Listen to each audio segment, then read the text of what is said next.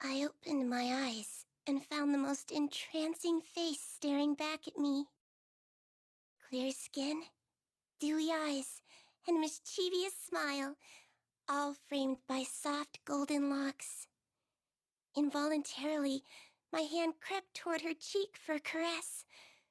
But when flesh met mirror, I finally woke up and realized. Yes. Good morning, me. Must still be hazy from exchanging bodies yesterday. Lacing my fingers together, I reached my arms up for a test stretch. Stiff. Not one to be bested by a vessel of my own design, I brought my palms together and began twisting. Take that, you stupid spine, I thought. You will rue the day you defied me. Just how many backbones and digits and faces had I conjured? I'd lived long enough to know it was foolish to try and keep track. Cagliostro, did you hear? We're going to visit a new skydom! Lyria's voice echoed from behind the door, snapping me back to the present. Sounds fun! I'll be out in a jiffy! My voice was a weaponized rainbow, strategically pitched to invoke thoughts of hugs and sunshine. As the cutest girl in all the skies, no other tone would live up to my utter perfection. You see, it's a common myth that cuteness is in the eye of the beholder. But actually, as I have witnessed through my research, it is a fundamental law of reality. I quickly brushed my disheveled hair, minus one lock, as per the theory of adorable bedhead optimization, and went to the door. The crew would need me at my cutest if they were to survive an untrodden skydom.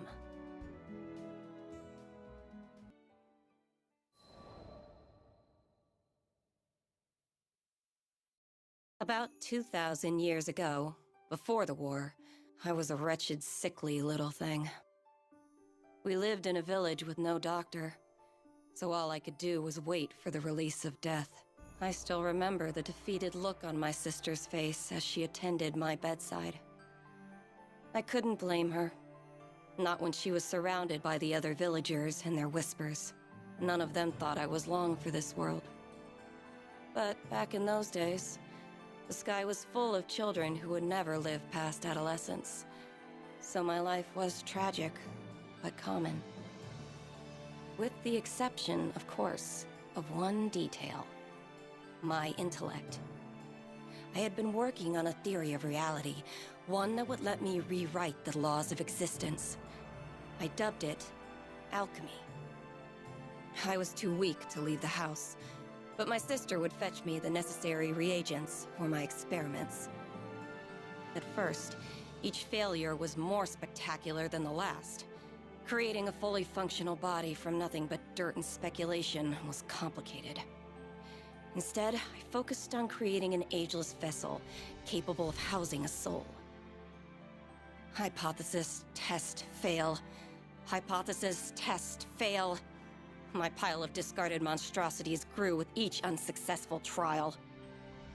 But finally, I succeeded in producing a small life form, no bigger than your average roach. Sure, a misplaced footstep would have killed the damn thing, but it was life nonetheless. And it was proof that I could achieve mastery over my own mortality.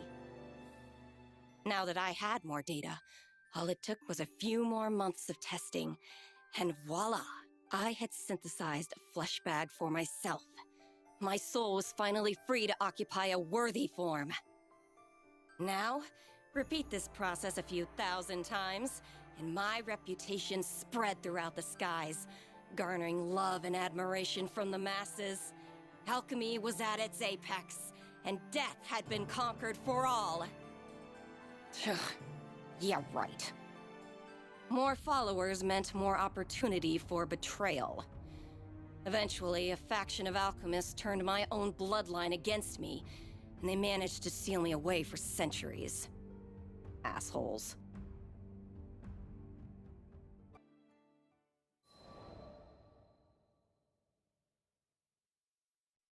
These magic prison stories always end the same way.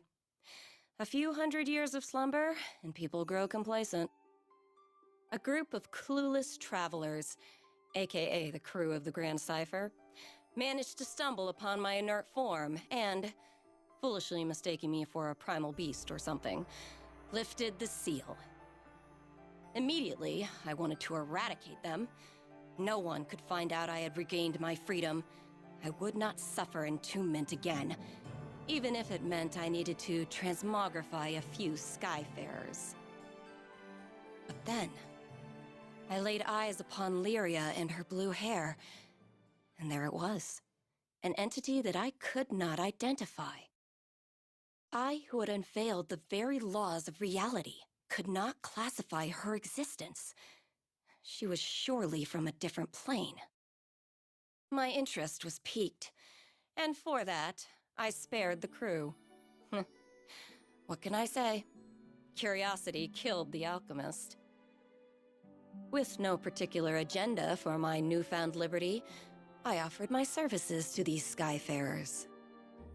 They would give me unfettered access to the girl, and I would give them unrestricted access to my findings. And as a bonus, I might save their asses a few times along the way. Of course, the captain readily accepted. Though I admit, there was something about the gleam in the captain's eye that caught my attention. What was so special, you ask? That's for Cagliostro to know and for you to find out.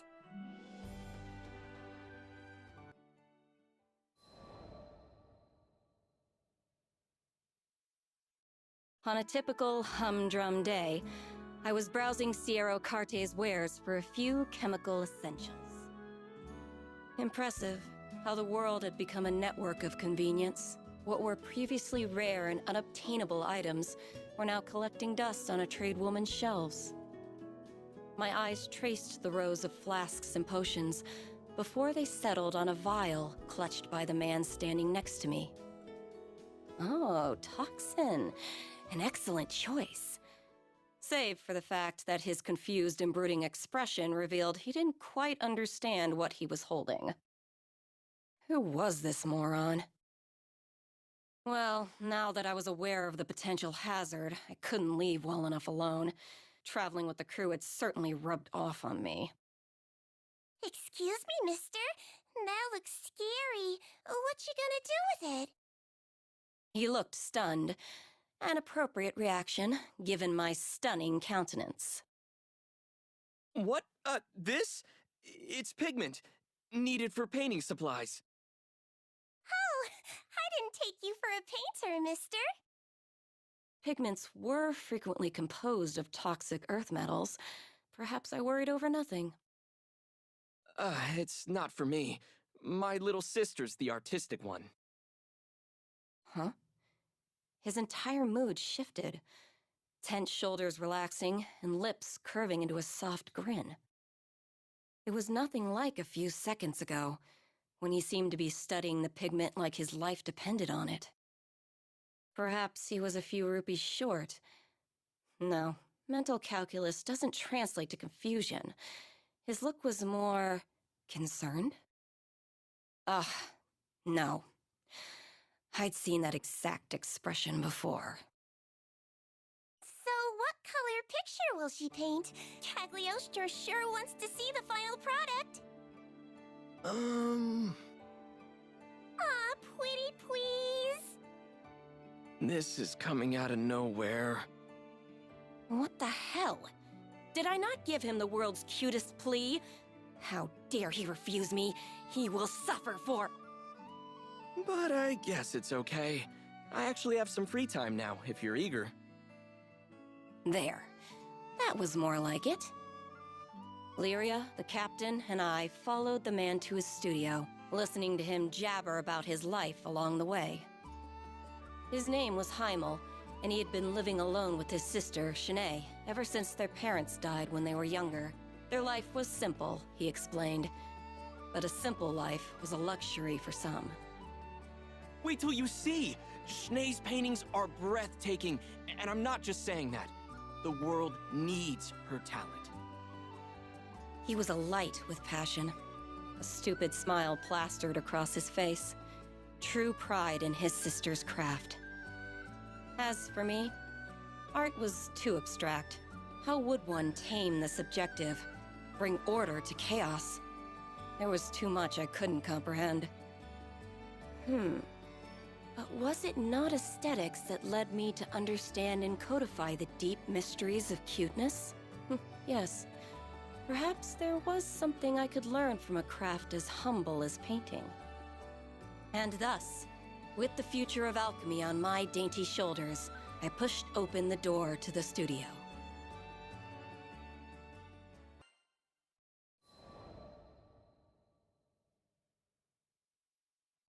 We entered to find Shanae violently tossing in bed. Heimel rushed over, grabbing a phial of healing tincture from her bedside. Hand supporting her shaking head, he poured the concoction into her mouth. Immediately, her convulsions lessened, but her breathing was still labored. It became clear why he was so antsy back at Sierra's store. Toxic pigments could be dangerous in even the most steady of hands, and, well, I glanced down at Shanae's fingers trembling on her bedsheets. Pressing forward, I gave her a cursory examination. Normally, I don't afford peons the luxury of my intellectual evaluation, but I was feeling generous. These symptoms are grave. Do you know what's the matter? Lyria's voice quivered with worry. I do. I've seen this exact disease once upon a time. Heimel's eyes shot to me, propelled more by hope than surprise. Truly? The local doctors have been useless. They just give her pain relievers and leave. Can you do something?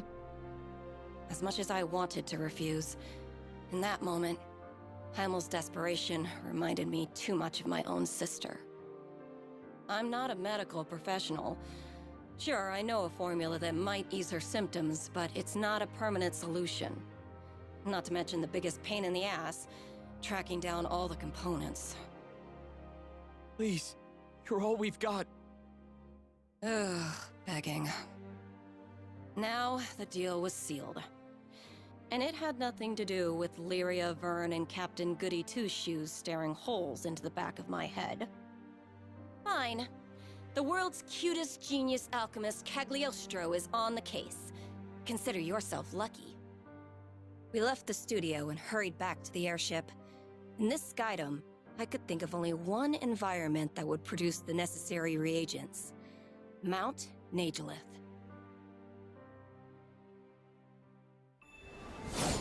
Perfect. The component should be somewhere around here. We need reagents attuned to water. Let's sweep the area. Roger that! My eyes are wide open! This one's suspiciously large. Let's smash it and see what it's hiding. We have enough mineral components. Next up, we'll need crystallized cygateers. Saiga? Those flapping eyeball creatures? I think I saw some further up ahead. Cagliostro wins again! So, did we get the tears? Of course we did. I even had time to distill them. Tell me, who's the best?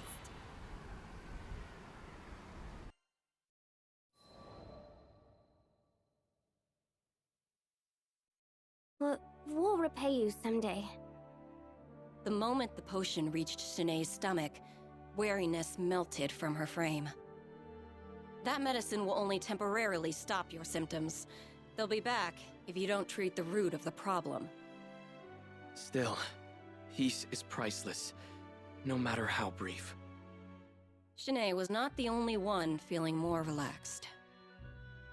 With tensions eased, I decided it was time to explain Shanae's condition, Lycerian fever syndrome. It was an autoimmune disorder of the nervous system, caused by irregularities in the body's ley line structure. Common side effects included reduced function of the lower extremities and unrelenting fevers. Development occurred in the embryonic stage, a defense against the mother's own ley line system, interpreting the fetus as a foreign object. Of course, the prescribed painkillers and fever reducers had not been effective. They could not treat what was essentially a natural function of Shanae's body. But the formula you made for us, it suppressed her symptoms, didn't it? Sure, but suppression isn't treatment. And besides, there will be unfortunate side effects if she uses it over a long period of time. I'm just sorry I couldn't make you a true cure. Please don't apologize. I feel like I've reclaimed a part of my life thanks to you. Brave little thing. She had done nothing to earn her lot in life, but suffering claimed her all the same. Though the world was built upon fundamental truths, at times, I felt as if I understood nothing about it.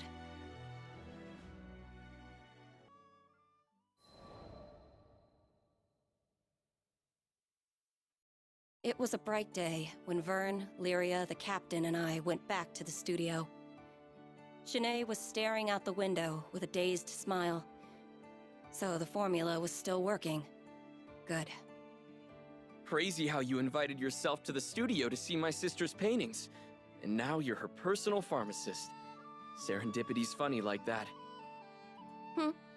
If you feel like repaying me, how about you finally cough up some art and show me around? That's a fair price.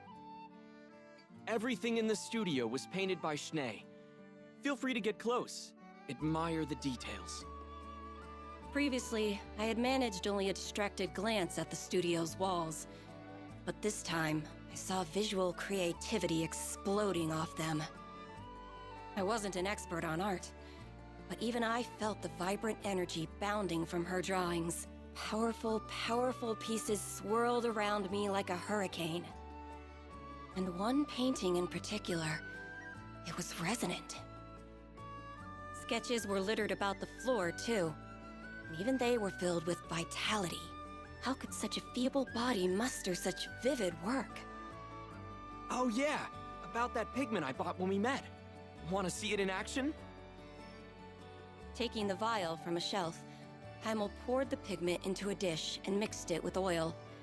A few swirls later, and the color had transformed in a way that was more chemistry than alchemy. Intriguing. Takes a specialty product to make that hue. Heimel smiled and handed the freshly prepared paint to Shanae, who was already mid-painting. A bead of sweat trailed down her brow as she swabbed the tint across her canvas. I believe in Shanae's talent. Look at her. She's amazing. I just have to get the world to recognize it. It's nice having a supportive sibling. I meant it. I never know how to read your tone. But, well, her condition made me realize how precious our time together is. Heimel, who clearly had never known abundance, smiled like the richest of merchants. Though Shanae had been left with a raw deal, it was clear her life wasn't without meaning. If only I could go back and tell my own sister, "You were my courage when I was weak. You were my light when I was in darkness. I have lived through eons, but you were my rock." I hoped these siblings, at least, would understand what they meant to one another. I even prayed a little. Which was dumb, considering this Skydom still thinks primal beasts are gods. Huh. Guess I'm getting sentimental in my old age.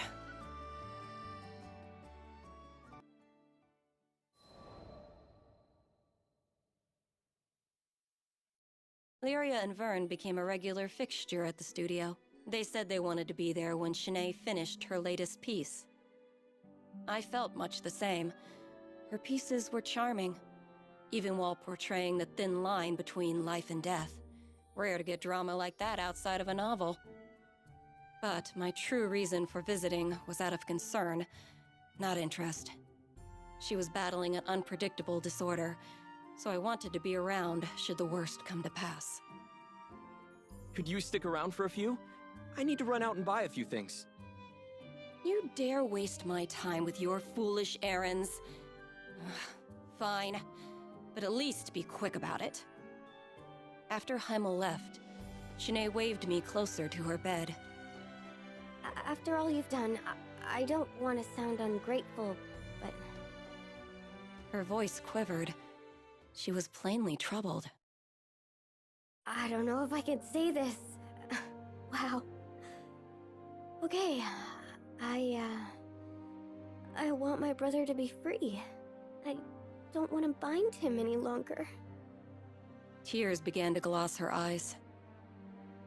Without me holding him back, he could find someone and settle down. He has such a kind heart. He needs to share it. If I'm ruining his life, then I would rather not be in it at all. Please take... I interrupted her. I don't condone this, and I doubt your brother would either. Oh boy. If there was ever a time to talk about my past, this was it. Look, I've been in your shoes. There was nothing the village doctors could do, and I was abandoned by damn near all the townsfolk. For the dying, hope was cheap. It was better to look inevitability in the face and maintain some of your dignity. But there was one person who stood beside me. My light. My rock. My sister. She was with me the entire time, keeping me warm in the shadow of death. And in turn, I gave her the comfort of company, not being alone in this world. I continued to detail memories of my sister, over 2,000 years old, hoping that Shanae would get the point. She hung on to every word.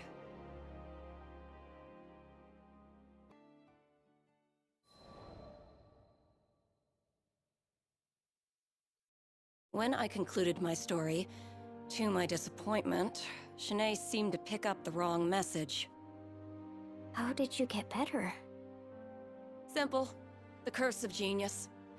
I developed an entire school of magic and abandoned my wretched body. I couldn't suppress a proud grin. She nodded along, not quite understanding. I couldn't blame her. Few people had the opportunity to learn the glory of alchemy, especially in these far-flung skydoms. Imagine your body is a jar and your soul is water. I created a fresher, cuter jar and poured my soul into it. You can do that sort of thing? Shanae cupped her mouth in surprise. Don't insult me. There's nothing I can't do. She grew silent as gears began to whir in her head. A few moments later, she stared at me with pleading eyes and spoke. Could you do it for me? Well, that was predictable. But I could relate to her predicament, and that alone made me want to help. If you really want to go through with this, I can make you a jug too. However, you should know. It wasn't going to be simple. A soul swap was messy on an experienced alchemist's psyche, much less a mundane girl's. Nor would I be around to perform maintenance down the line. It could very well be a fast track to the grave. And to inhabit an alchemized body was to stray from the natural order. She would forever be a false life form. Shanae had no knowledge of the arcane, and she was struggling to grasp these factors. And what's worse, I didn't have the decades needed to explain the details. So I opted for a simpler route, and explained the side effects in more mortal terms.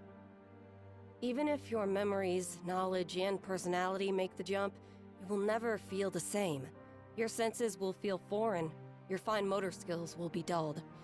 In short, goodbye, art. Take, for example, the sky. We each paint it in our own way. One may clumsily blob some white on a blue background, while others might choose a deeper hue or express the clouds with more definite contours. Art is a negotiation between the artist's mind, eye, and hand. And if 2/3 of that equation were to change, then the artist might as well be a different person altogether. Even I, genius that I am, took centuries to adapt to this process. Finally, it means you won't be human. You'll have to maintain your body like a machine, and you'll never have children. Is any of this sinking in? But... Shanae looked down at her hands, as if it were the first time she had ever seen them. It was never an easy decision. Even my sister begged me not to abandon my mortality, right until I made the hop into a new vessel.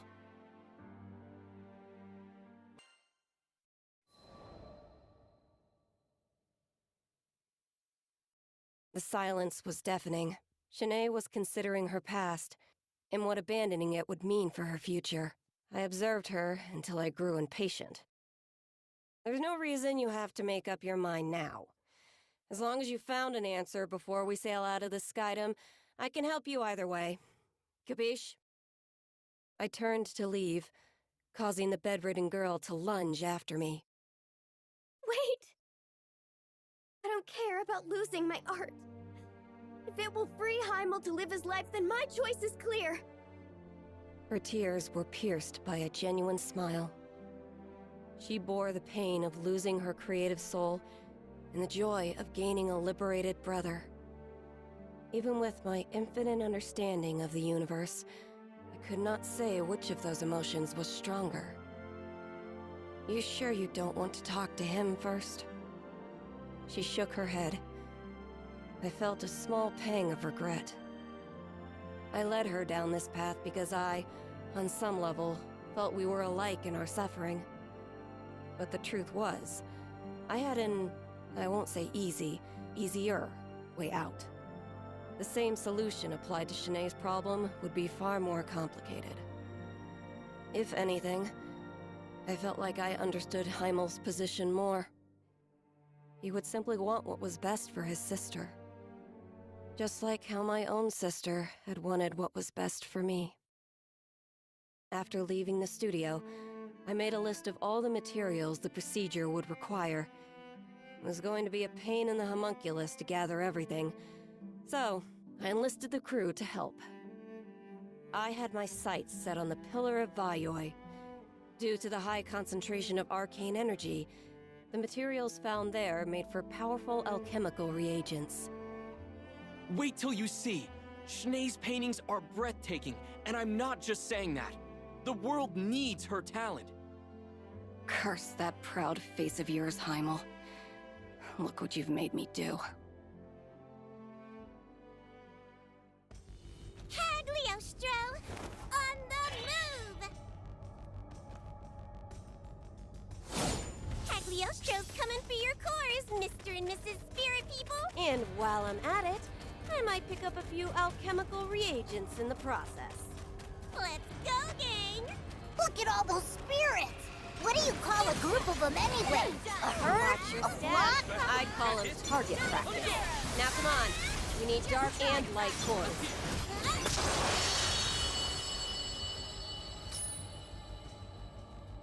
Hooray!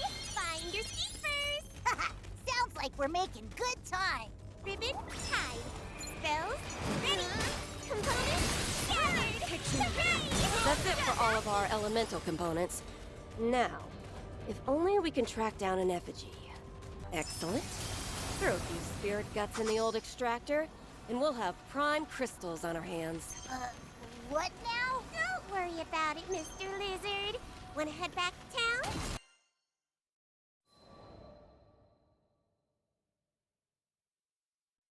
When we returned to the studio, Heimel was a flustered whirlwind. Shanae told me everything. Please, we refuse to let you change her body. We were shocked to hear his refusal. Well, Vern and Lyria were. I had been expecting it. I'd like to hear the reason from her mouth. She's the one suffering, after all. What right do you have to speak for her? He grimaced. Shanae has dreamed of being a successful artist ever since she was small. Even after the fever started, she's put her entire soul into her art. And finally... In his fervent voice, you could hear how long he'd been supporting his sister, praying for her success.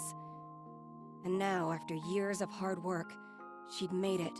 She had recently been invited to participate in an exclusive exhibit, a privilege apparently afforded to very few.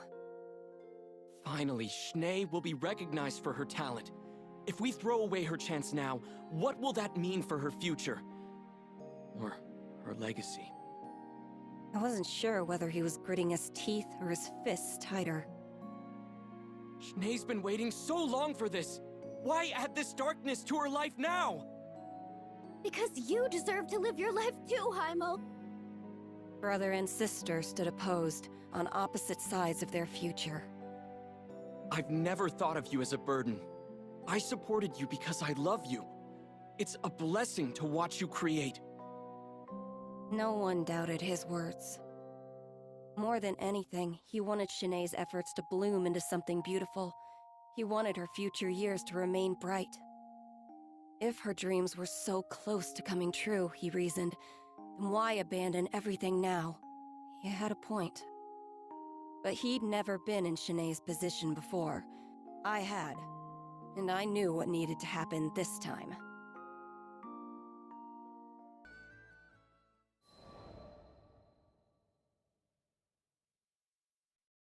Sinead's attitude changed after hearing her brother's plea. Cagliostro, forgive me. I was selfish, looking for a quick fix. But now, I know I should face this disease and live my life the way I meant to. Figures. You needed time to process your options. Actually, that was the reason why I asked Heimel about his objections in front of Sinead. She needed to hear his part. We're sorry for wasting your time. We know it wasn't easy to gather all those components for a new body. New body? Doesn't ring a bell. But you said you would give Sinead a new vessel.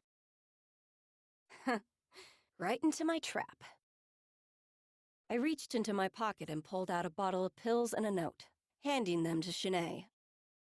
I present to you my genius medicine for slowing the progress of Lycerian fever syndrome.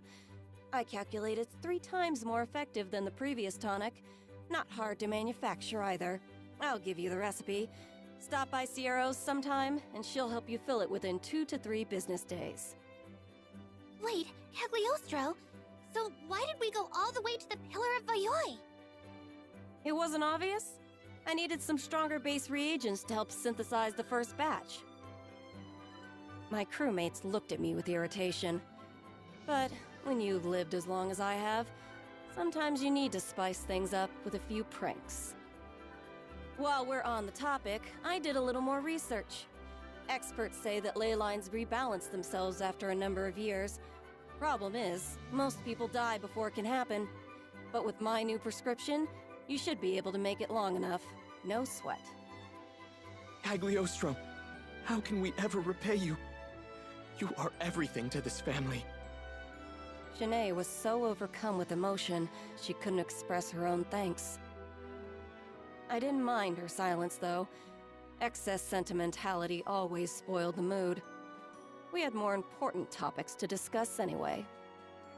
Right, so about payment. The founder of Alchemy developed a new medication specifically for your family. That's gonna cost ya. Heimel swallowed, readying himself for the worst. I'm a fool.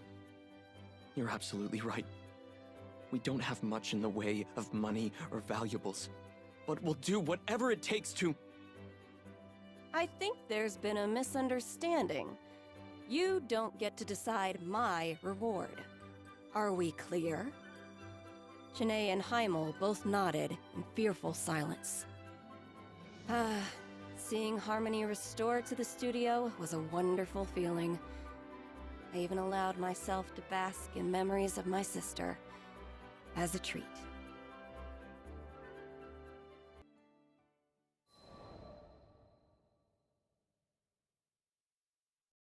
Sometime later, I was visiting Sierra's shop in Folca. You have my payment from Sinead and Heimel? Sure do. It's a big one, so take good care of her. From behind the counter, Sierra pulled out a canvas displaying the world's cutest girl. Clear skin, dewy eyes, and a mischievous smile, all framed by soft golden locks. Utter perfection. Not that I have to explain it to you. Lots of folks have said they'd like to buy this pretty picture. We had to fight off all the amateur art collectors. Of course. Who wouldn't want a portrait of me? Though I was the only one worthy of owning such a masterpiece. I was surprised to hear you knew Lady Shanae. Must be a fancy lady, being a master and all. Wait, master? Indeedy!